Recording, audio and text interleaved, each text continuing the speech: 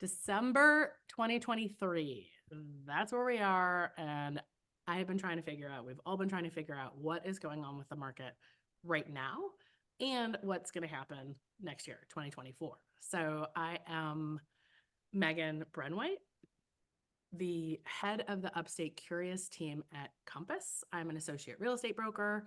And for those of you who don't know our team, to give you some context, we work largely in the second home market, sort of dual resident market, Hudson Valley, Catskills. We cover 12 counties. We cover a very wide range of styles and prices. So, I'm sure our lowest price deal this year would have been in the 100s. Our highest one was close to 5 million. So we will have done around 240 transactions this year. So we will have closed around 240 transactions this year, which means that more got started, many offers were received by us as, listing agents, many offers were submitted by the agents on the team on behalf of their buyers that didn't get accepted for some reason or another. So all that to say, the actual detail, the actual amount of data that we have when we're looking at what is happening in the market is bigger even than the 240 transactions we're probably going to do this year,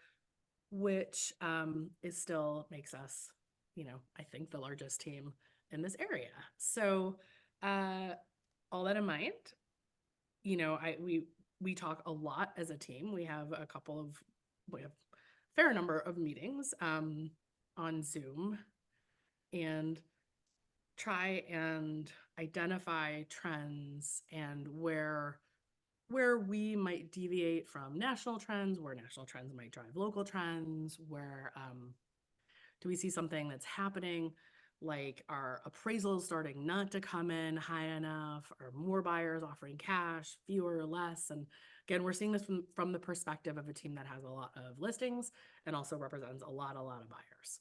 So that is it. That is the context. And my background is that I studied political science, and I feel like somebody told me I should mention this more often, but I went to undergraduate at Harvard. I did my master's at London School of Economics.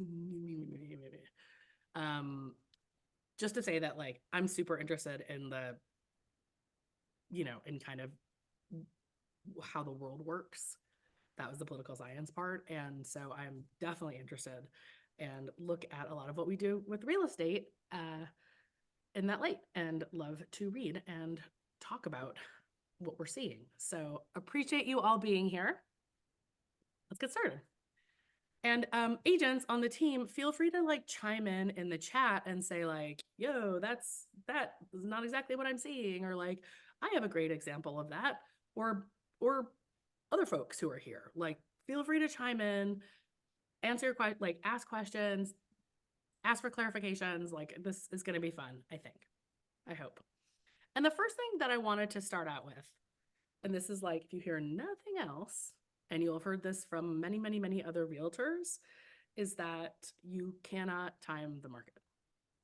So just like you can't time the stock market, really, like it's pretty hard. You can't really time the real estate market. So if what you're hoping to get here is like a definitive, like every buyer should wait until May 10th, and then that's when you're going to buy, or every seller needs to sell right now and they'll get 15% more if they sell before summer. That's not what we're going to talk about, because each individual situation is very different. And Monica Schwarberg from our team posted the link for working with us, how you start working with our team as a buyer. We have a similar link for sellers. They're both on our website, upstatecurious.com. You can always write info@upstatecurious.com if you can't find something. My biggest message is get in touch with an agent, ideally one on our team. I think we do a great job. Start having the conversation as early as possible about buying or selling. Like, literally, if it's 2 years in advance, great. It cannot be too early. If you're selling, you have time to think about and time out some plans or improvements. If you're buying, you have time to get your finances in order, especially before you submit those 2023 taxes. Like, this is when we want to have those conversations with you. We want to get get you in touch with some of our trusted partners who are lenders. So that is my main message, that whatever I say here, that's a generality. That is not how we don't work in generalities when it comes to actually buying and selling. It is a very, very specific thing. But one thing that I was happy to, well, I think this was good news, is that cash is big, but I don't know that I would call it king in this market. I don't know. So nationally, the National Association, I tried to look at different levels of data here, but the National Association of Realtors in October reported that about 29% of deals nationally were done in cash. So, and that compared to October of 2022 was 26%. So honestly, that's not that huge of, I mean, it's a 10% jump. So it's not nothing, but it's not like all of a sudden it's all cash buyers. I think this is one of the things that people really keep hearing about this market. It's all cash. It's all cash. You got to be all cash. No, like finance folks are getting in the market. Interest rates are too high. So it scared everyone but cash away. Not true. So that's good news for those of you who are not cash. I looked at our deals and I looked at what was pending, and we currently have 35 deals pending, 23 buyers, and 12 sellers. And what that means is those are deals that have either an accepted offer. We count pendings from accepted offer. They're somewhere between accepted offer and closing. So because it can take up to 3 months to close here, let's say those deals started, really from October till now. So this gives us a good chunk of time. So of the 35 deals, we had 12 were cash. So that's 34% cash, which is, it's a little bit more than the national average, but also 34 deals is not, 35 deals is not super statistically significant. So I would say that at least we could say that it looks like we are tracking right about at the national average, around 30%, 30-ish%, maybe a little bit higher up here.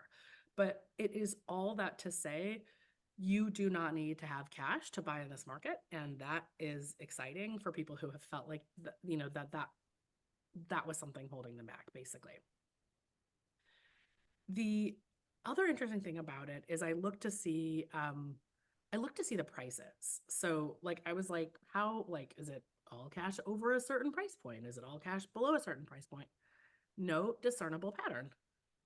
It was interesting. So we had buyers in the 7 figures getting financing. We had people buying, $400,000 homes who were paying all cash. I mean, it honestly was all over the place. And I know, and this is where we have a lot of qualitative data of just working with the team.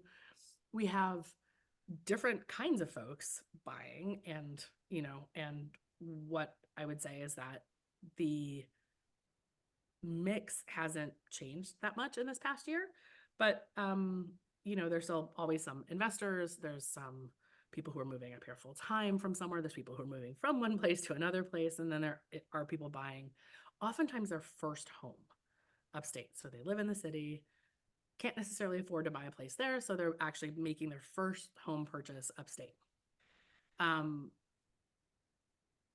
One thing that, I wanted to say, like, anecdotally, also not anecdotally, but just a side note, because we're going to have more information about this, but we do have a partnership with a company called Summer, and GoSummer.com is their website, and we are their exclusive partners for the Hudson Valley and Catskills. And through GoSummer, you can do, it's called gradual ownership. It is way too complicated to explain here, but let's just say shorthand, it takes away almost all the risk from buying. You have to want to do it as a short-term rental for some of the time.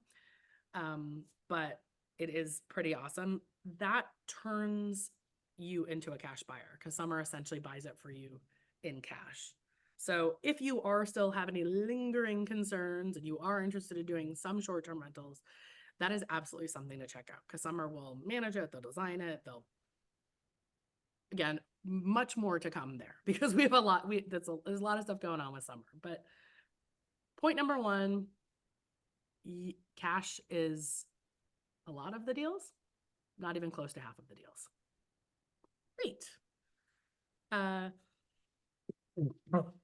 note is that what we are seeing, and I wanted to see, this was harder to correlate with cash or not cash, but we are seeing more people who are buying who are sort of 60 plus. And we're talking about this great, this is the generation where like the boomers have like all the money, and there's like this going to be this big transfer from their generation to their kids and to their grandkids.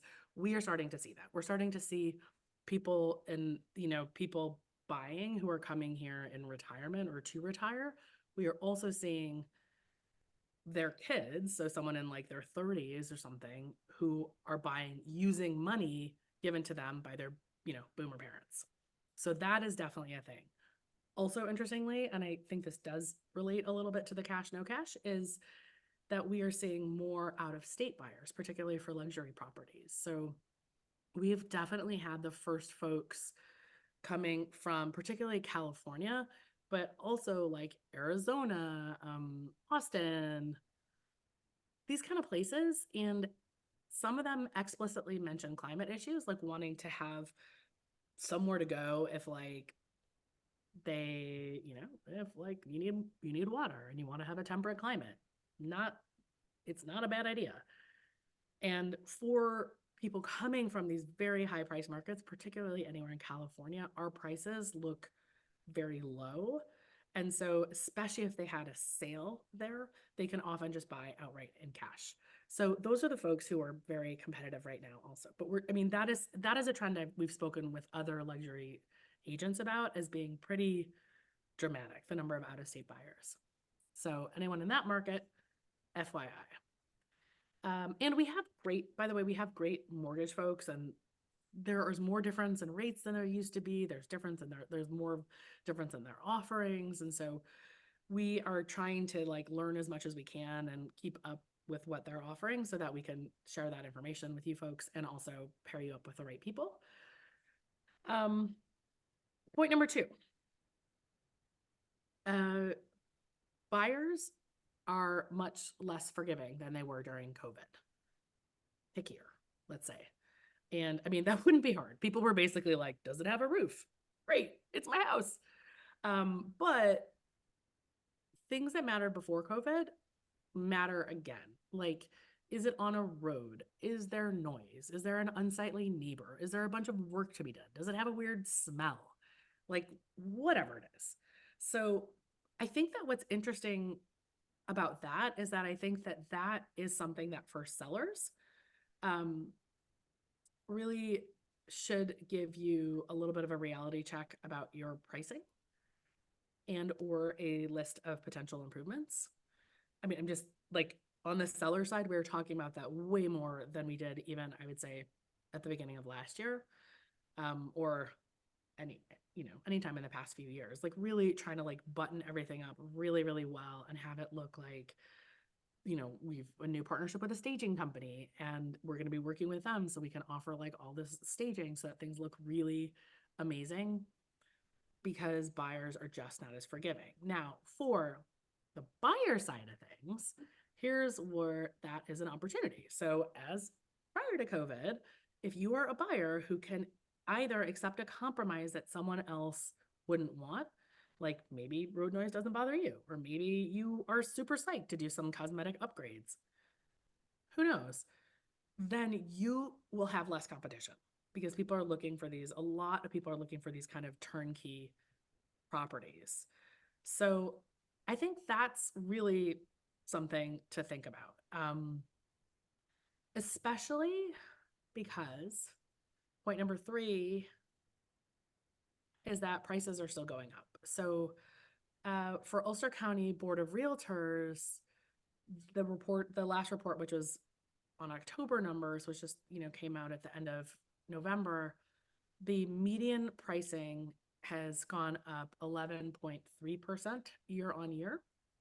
And that is from 377,000 to 420,000. So that's the median price.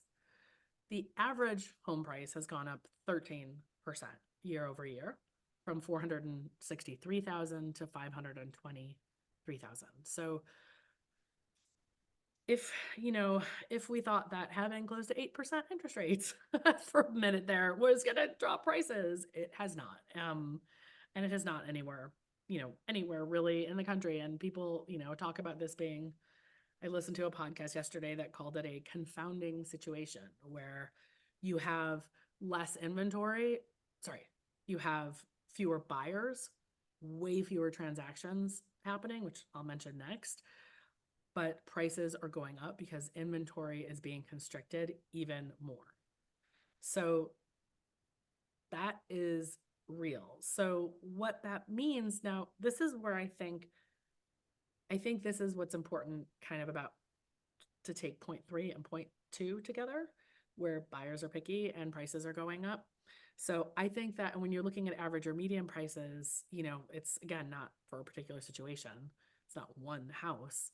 So I do think that buyers are punishing sellers more than sellers would think for things that aren't done, or, again, like just something that's undesirable about the home. And I think that what we might see, and I believe what we will see in 2024 is that if, and basically when, interest rates continue to go down a bit and some of these buyers get off of the sidelines, prices and competition for the best homes might go like a little wacky again. Like we might have, a situation again where you have 30 people at an open house and 15 offers and everyone's like waiving the appraisal and trying to waive aspects of the inspection and all these things. Like it is already a very competitive market for buyers out there right now for the good homes. Period. That is facts. So I think so essentially, let's say like the amazing homes could increase in price 20% next year. I don't know. I'm just saying a number. And the okay homes might increase in price 8%. And then the homes that have like some things that buyers don't want might actually stay the same. So I think it's good to just know that we work in a subset of the market. So we really are like, we don't have many people who are like looking for a home in just like a neighborhood or a subdivision and looking to be here full time. Or just who's already here and moving from a job to a job. Doesn't tend to be our clientele so much. So we really are looking a lot at the second home market, and that has always been a little bit different. So, and again, the example I always give is that like, how much is it worth to look at a waterfall? Like it's worth a lot to some people, like a 6-figure amount to some people. And for people who just want like a great home in the right school district with a decent amount of storage, it might be worth just like almost nothing. So, just like this is where understanding the particular situation and the particular home is really important. And when we're selling things, we also look at like who are the potential buyers for this home? How might current market conditions impact their, ability and desire to buy this home versus others, buy now versus later? That's all a thing. So, the kind of point number 4 is that the number of buyers is still down. Demand is way down, like, bloodbathy for some kind of realtors. It's like, I looked at it from the closed sales year to date. And so the Ulster County Board of Realtors MLS, by the way, is not just for Ulster County. It's one of the biggest ones up here. And it is one of the ones that has the biggest number of second homes that kind of like tracks to our market. So I like using that data. There are 2 big multiple listing services. The other one starts further south in kind of Orange and Sullivan. Oh, sorry. I got a cold yesterday, but I'm feeling better. So don't worry. I don't need to wear a mask with any of you. I mean, maybe in person, but so Ulster County Board of Realtors closed sales in 2021 were 1,000. So sorry, year to date, 1,763. This year, it's 1,126. So that is 37% down since, versus 2021. Or, again, like we don't have a lot of houses up here. So to have like closed sales be down 37%, almost 600 homes. That is pretty significant. Now that is, again, is not year on year. That's 2023 versus 2021. Pending sales this year are down, just year on year, are down almost 20%, 19.5%. 128, they're 128 pending sales versus 103. So, and the inventory of homes for sale was down 12%, 729 versus 636 now versus 729 this time last year. And the interesting thing here is like basically a lot fewer deals are happening, which by the way, one little the opposite of the fly in that ointment, golden, God, you get a cold, your brain doesn't work all the way.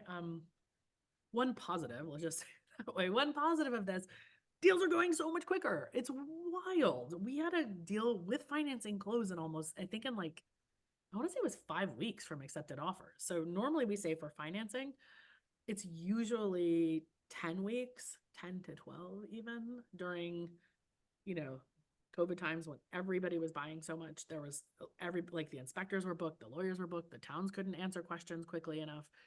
It took a lot. It definitely took on the longer end of that. But now we're seeing that go more quickly. But yes, lots fewer deals. So the interesting thing is that the month's supply of inventory is up 5.3%. Okay, you gotta follow this one. This is where you guys are gonna wish I had slides probably. But I don't have, after this section, I don't have a million numbers, I promise. Is up 5.3% to 5.6 months worth of available inventory. So for those of you real estate nerds out there, you will know that 6 months of available inventory equals a balanced market, neither a seller's market nor a buyer's market. And that months of inventory is literally just calculated by how many houses are out there and how quickly are, like how many houses are selling per month. So if there are 100 houses and they're selling 10 per month, that would be 10 months of inventory. So 6 months of inventory is literally the cutoff between buyer's market, seller's market. We're pretty close to a balanced market right now. It's 5.6 months. So it's interesting.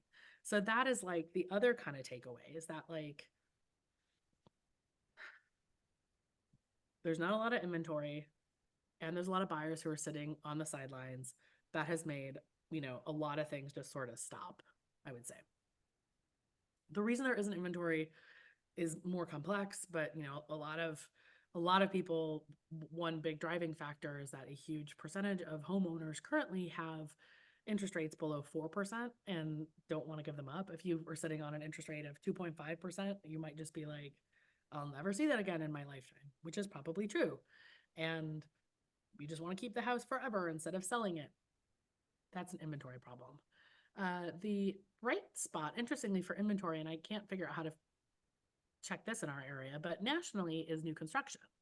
And I will say that there is a fair amount of new construction happening finally here too. And that is another area where buyers can really, I think, get some deals. Now, keep in mind that building costs in 2023 are a lot more than they were in 2005. So if you see a home that was built in 2005 and it's a 2,000 square foot home, somebody could have bought that back then or built it for like 300,000 probably. Now that is not the case. The building cost that we're seeing per square foot is more like 500, 600 on up for like really nice homes, 1,000. Some people are talking about it being more expensive to build up here than in the city because there are fewer craftspeople and, you know, the cost of materials because you're building bigger things is so high. Just to say that like what you can get for new builds is like, especially if it's not built yet, can often be a pretty good deal. And this is where, especially if you believe that interest rates are going to go down a bit and that demand might go up, and then that might push more, you know, more prices up. So if you lock a price now for a house that might get done in 10 months versus waiting 10 months and having that house get done and having the whole market go up 20%, that isn't, you know, that's potentially an interesting option. Does anyone have any questions? Am I making sense? Is it true that first-time home buyers can't really get financing for new construction? No, not at all true. I mean, well, I don't want to say it's not true, but I've definitely never heard that. We've definitely had buyers get uh financing for new construction. I don't think it's any different. I mean, the process is really different, but and we can Susan, if you have a question about that, like I said, info@upstatecurious.com. We have lots of banks that do, we're picking about our vendors, they go on our list, they go off our list. So we have a small handful of banks that we like. So, oh, how do you define luxury? Thanks. That's a good question. What's the pricing threshold and what are your thoughts on potential resale value of said homes?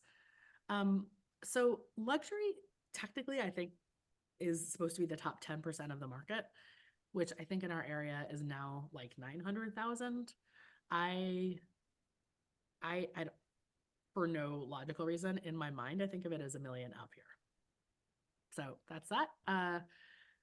My thoughts on the potential resale value of said homes. I would say that that is the area that is so interesting right now. And where when we are seeing buyers coming in from other areas, there's like no upper limit. Like we really are getting way more buyers with price limits of like 15 million, 10 million, and they can't find inventory. They cannot find inventory here. So they're still going to look at, obviously luxury buyers are still going to look for the value in the home. Like they're going to want to, it can't be $5 million for like a basic home with no view, but if something is really special, we're seeing those homes actually go pretty quickly. And I've just been doing we're going to have a couple of luxury listings coming up in January that are amazing. And, so I've been looking at comps and seeing things go on and off the market. And I think for great houses with that, it's a great time. It's a great time to be a seller of a luxury home. Not such a great time to be a buyer because there's just not that much on the market. I hope that helped. And I can happy to answer more questions too. So,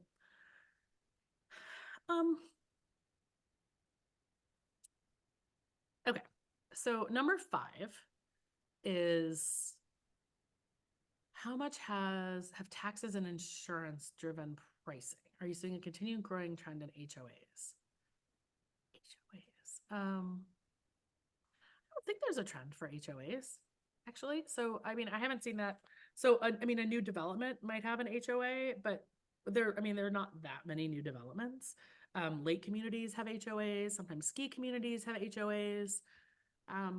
That's a thing if they have some kind of a shared amenities. I know some of the new developers are trying to think of things like a shared communal space or shared farm or something, or shared trails. But I would say HOA fees are pretty rare outside of lake communities or sometimes new subdivisions, or developments. I'm looking at my private road here. Private road maintenance agreements are more common because there's a lot of private roads here, but that's just like you're barely, you're talking to each other and figuring out how to split the cost of plowing and stuff. Taxes and insurance have not driven pricing at all, I don't think. So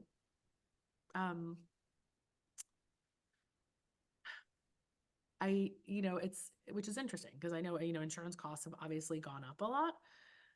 Taxes is a different topic because that is a very interesting topic in a lot of ways. Just because there are some really real specifics about how property taxes are handled in New York State, about how there's like a kind of a cap on how much each town can increase the property taxes. And so there's all these kind of weird variables that make looking at taxes complicated, for lack of a better way to put it.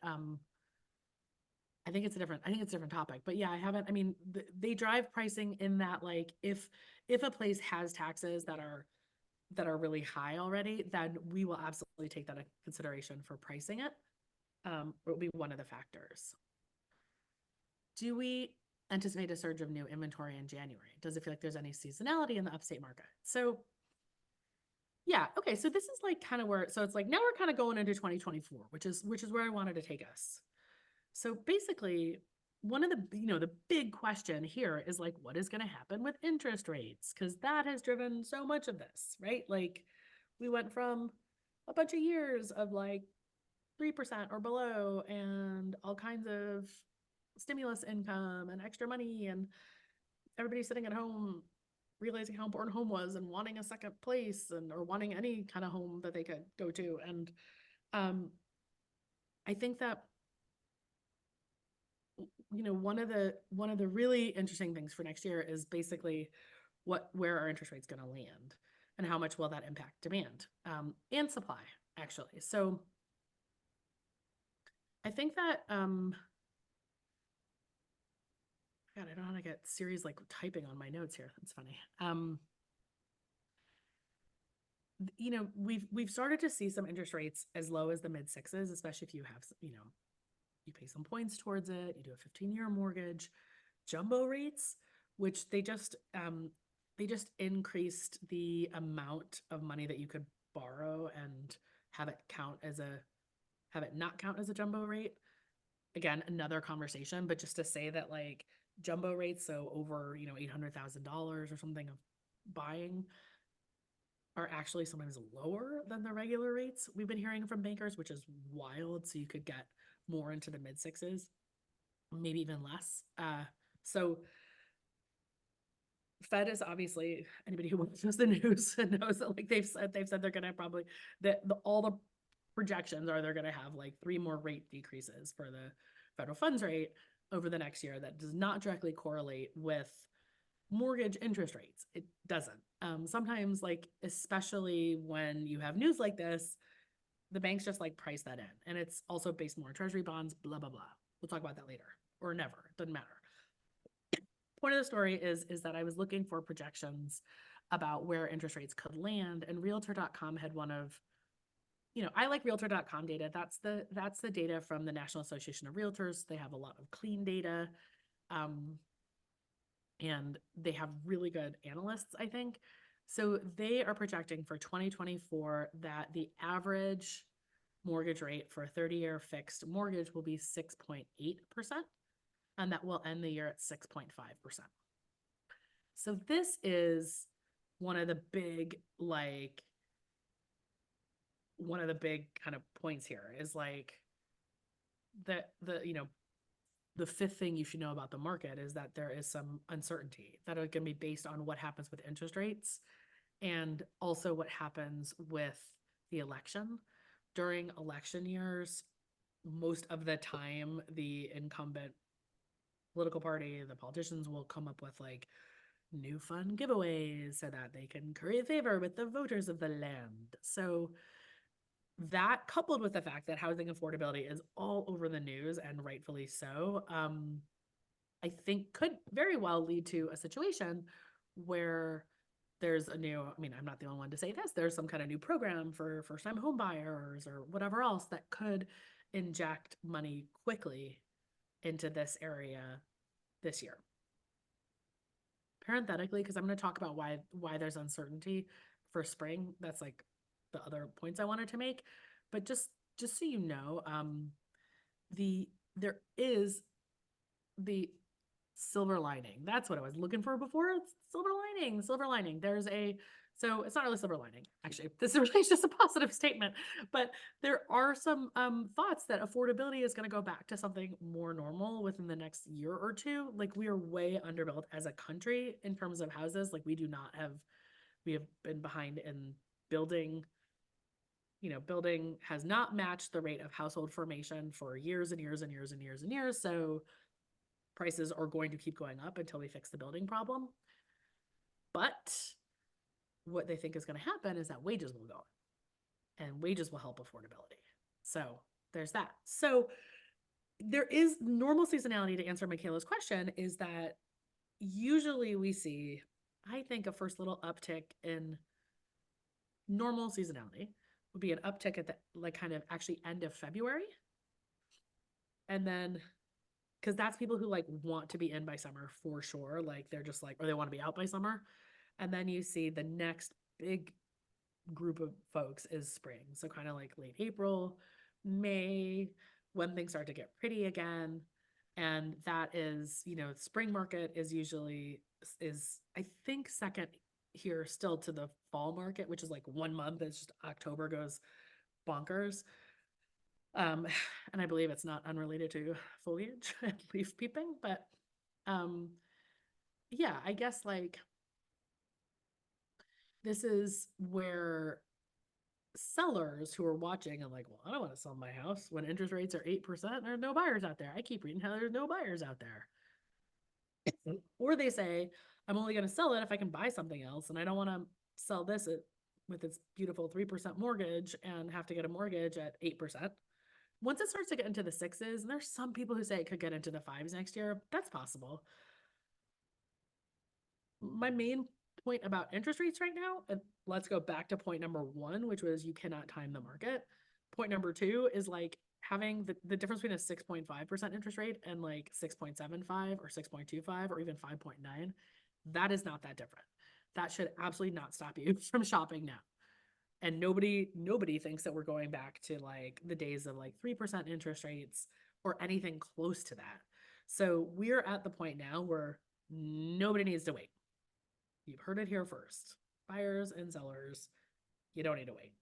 And I think that, you know, if you find a home that's fits your criteria and your monthly budget, go for it. Because the odds that, you know, there's some statistic that I was trying to find, but it's something like, I want to say something like it's either 300,000 or a million. Sorry. No, I think it's 300,000, either 300,000 or a million. Either way, it's a lot of people. It's the number of people who leave the market, who stop shopping for homes when the interest rate goes up or down a percentage point. So if you want to wait until it gets to 5.9%, believe me, everybody who sees a 5 in front of it, people are going to go bonkers and they're going to, it's like a psychological thing. It's exactly why like sellers are bummed if they have to accept 799 and the buyers are super psyched versus the sellers would be like, yeah, I won at 805. Like there are aspects of this that defy some logic and are more like emotional. So I would rather buy my house at a price that feels good than roll the dice that I might get a quarter or even half a percentage point lower interest rate at the risk that the prices could go up 20%.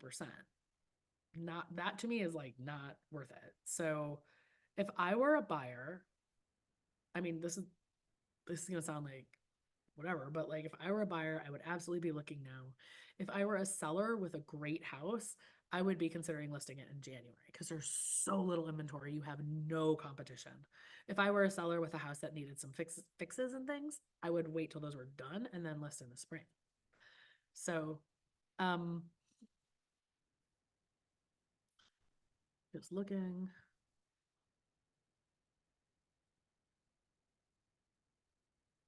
at this, my other notes here. Boop, boop, boop, boop. Oh, yeah. So another interesting thing I thought was that realtor.com actually projects prices to drop 1.7% next year. And that we would be flat from last year to this year. That would be in terms of volume. So 4.07 million sales roughly in 2023 and 2024. That's their projection. But they expect inventory to be down almost 12%, or was it even maybe 14%? That one I didn't write down, but it was definitely double digits. And it's because we're just going to like the new buyers who come onto the market will buy up all the existing inventory essentially. So to give you a sense of how many buyers might be sitting out this market, on average from 2013 to 2019, there were 5.28 million homes sold per year, per deal, closings a year. 5.28 million. Last year was 4.07 million. So that's like a little over a million fewer than average. It's a lot of people who might be waiting, so again, like if you're a seller, you might be like, well, why don't I just wait until all those people jump back in? We don't know what price points they're at. We don't know what other sellers are thinking that and are going to like jump right in with their inventory. I would say the things that are mostly driving inventory, that are driving actually homes being sold here, one of the other things that's interesting is short-term rental restrictions. Not just short-term rental restrictions, but also the fact that so there are more and more towns and counties and hamlets are regulating this, or capping the number, are making it more difficult to particularly be a non-owner occupied short-term rental. So if I live there and I have a guest house, or I want to rent a room or something, that's easier than living somewhere else and renting out the whole house. We are seeing a lot of sales of folks who bought and then their town changed the rules.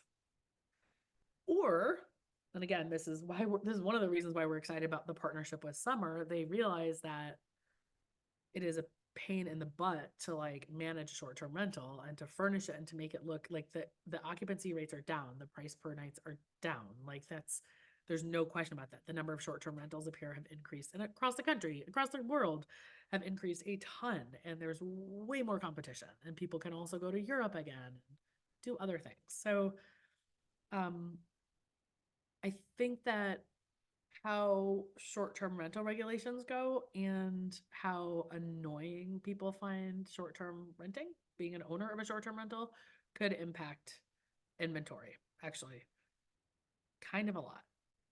And yeah, so now we'll go to some, I'm gonna look, oh, some questions came in while I was talking.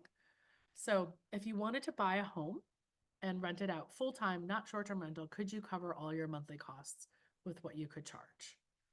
Maybe when rates come down. Imagine 10 to 20% down on roughly 400 to 500K. So interestingly, long-term rental pricing has gone down like 7 consecutive months nationally. And that's kind of, I think that that's true here also. That's anecdotally true, at least. And that is great for renters. You know, I don't know if you guys have heard these headlines, but like for the first time in a long time, it is cheaper in a lot of the country to rent than to buy. For a long time, it was always just like, if you buy, you're going to end up spending less per month. But they're, again, more complicated, multifamily market, commercial, blah, blah, blah, blah, blah. Rental prices have been going down. So Tom, I would say that it like, that really depends. It just really depends. And I think it depends particularly on like, you know, who the target market is for that house, who, you know, what that a $400,000 to $500,000 house could look pretty different. For those kind of things, obviously you'd want to buy a bigger home. You might need to think about, then you might think about things like commuting distance, schools, etc., to make sure that you have a tenant in place. But it is getting to be, luckily for renters, a little bit harder to be a long-term landlord. Specific to new builds, have you found appraiser estimates for new construction to be in line with what the construction costs? Thinking of obtaining a construction and permanent loan to build, building prices have increased so much, wondering if the appraiser estimates have risen with it. Yeah, yes, I would say they have. And it's not that this is a different topic. It's one I love, but the appraiser doesn't take into consideration the cost to build. The appraiser just takes into consideration the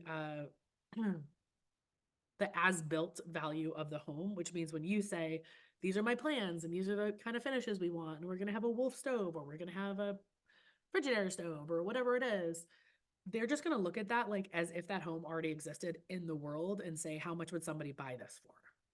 And so it depends a little bit on the area, but new construction, because of the cost to build, have been generally selling at quite high prices. So the appraisals tend to be high also. In a perfect world, you actually end up with equity that you can use towards your down payment.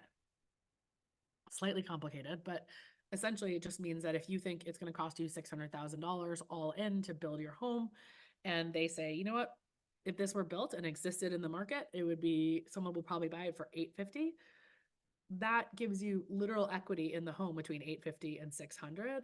The banks usually require for a construction loan 25%-ish equity, and this is where different banks are different. So, you know, they kind of handle this part a little bit differently, but it's actually pretty interesting. And I know that yeah, that you might still end up in that situation where you have equity. But no, I think that I have not heard anybody having problems with new construction loans in terms of the appraisal.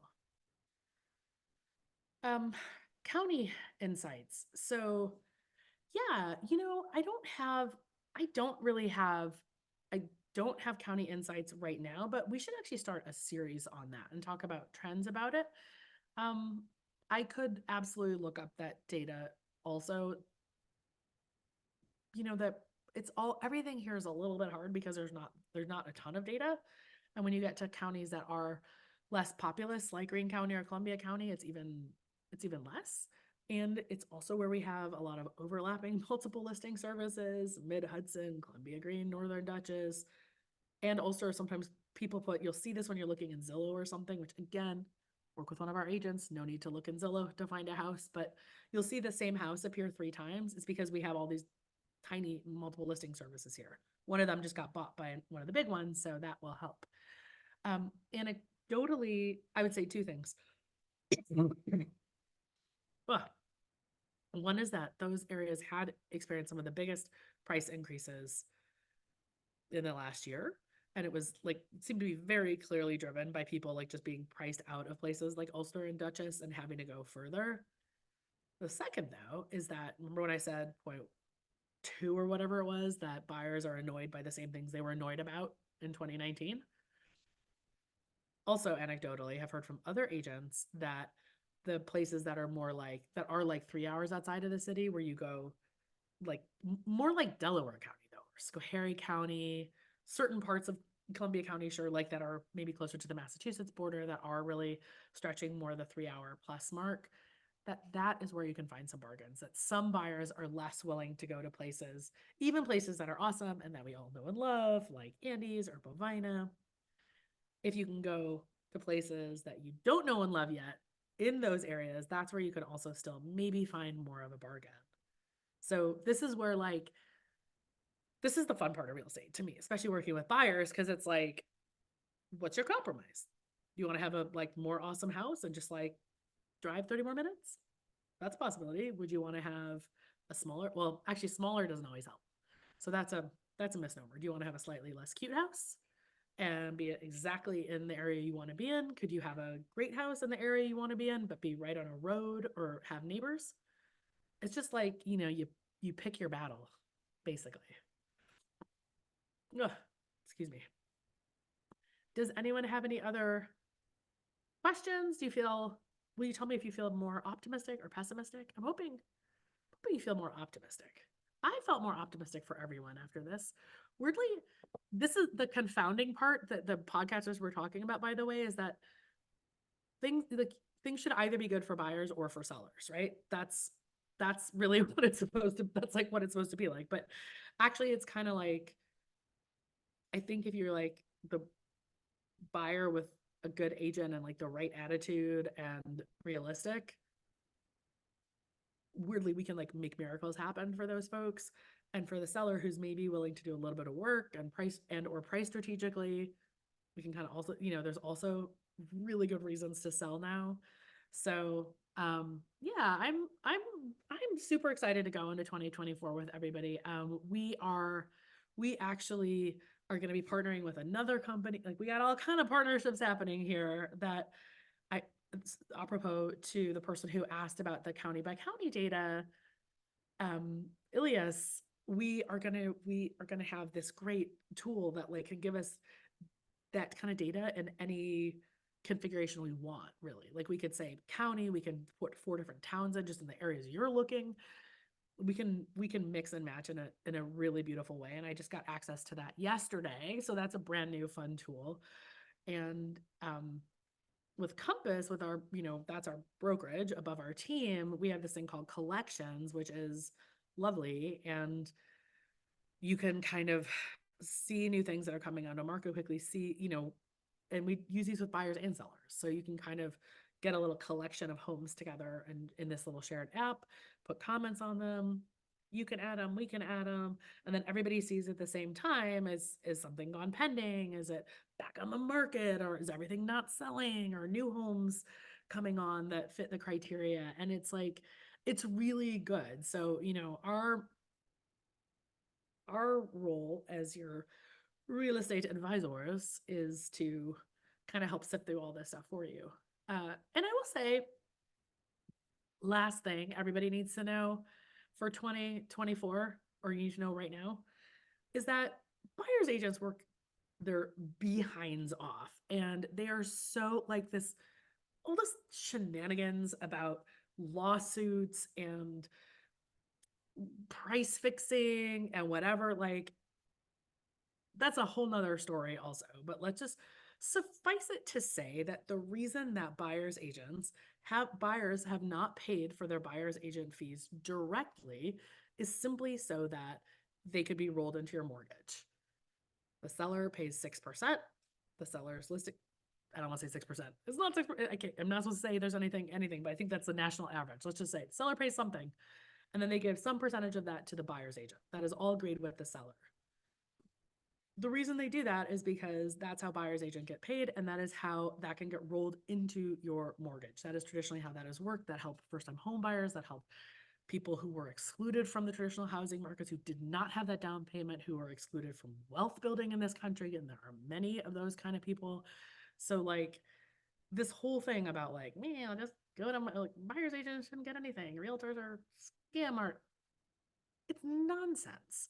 And one of the things that we're really looking at doing for 2024 is actually asking all buyers to sign an exclusive buyer's agent agreement to work with us, because the folks on our team bleed out of their freaking eyeballs to be able to find the right houses, to be able to negotiate, to go there with you when you need to measure it for furniture, to like get you every possible secondary inspection you could need to feel secure and certain in your purchase.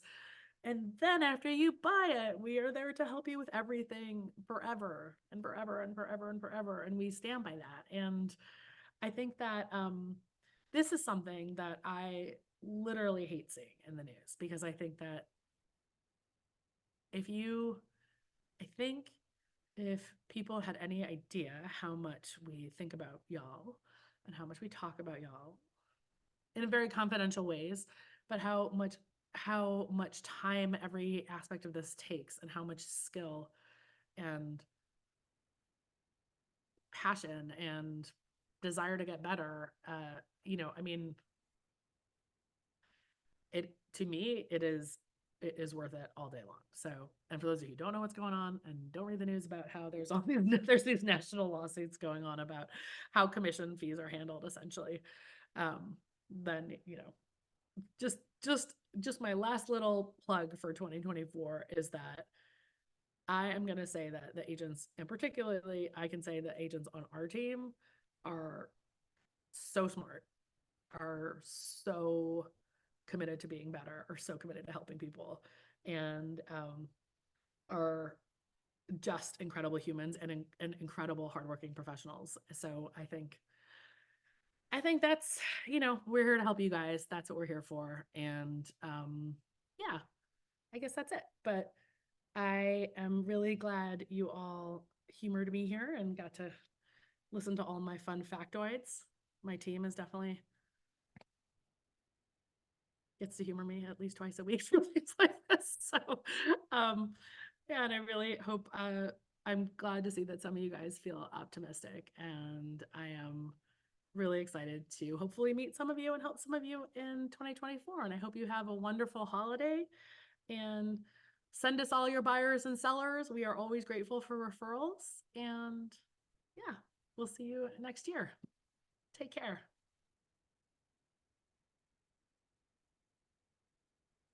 And now I can't shut my screen. God. Oh, look at that. Lee, Ed says, I can certainly vouch for Lee, best agent we've worked with across our property purchasing lifetime. I love that. Love, love, love. Thank you guys.